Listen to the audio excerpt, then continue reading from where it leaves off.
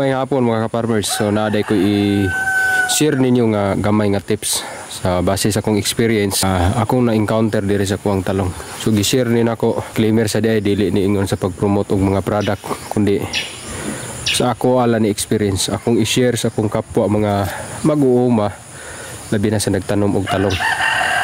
Kini nga tips mga ka-farmers. So base sa akong experience, kining akong talong, sa wala pa siya maka first harvest, naigo na ni siya sa kanang gitawag og fruit and shoot borer. So ang solusyon nga akong gihimo, so kini ako ni i-share labi na katong mga nagsugod og talong. So ako dili man ingon nga 3 times na ni nako nagtalong, pero first time nako nga kanang na-experience nga ingon ani akong talong kanindot. Medyo nakaingon ko nga kuan siya, success ako ang gihimong experiment. Ako ang idea nga ako anin ko galingong diskarte nga mahimong ingon ani akong talong. Ang gihimo na kong technique aron makontrol ang fruit and shoot borer, ingon ani ra siya.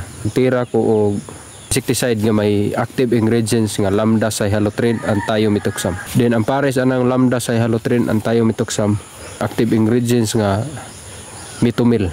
So depende na ninyo unsa nga brand, basta kay ako ang gigamit mitomil nga AI. Mo nay gimix kauban na siya sa lambda cyhalothrin and thiamethoxam, kanang duha ka AI mo nay gispray nako. Then gistira ko ni siya alas 4 sa hapon. Then pagkaugma sumad mao gyapon orasa, nitira nako Bio Optimax. Search lang na ninyo Bio Optimax. Insecticide gyapon siya. Ako na siyang gikuan, ako na siyang gitira sa mao gyapong oras pagkaugma.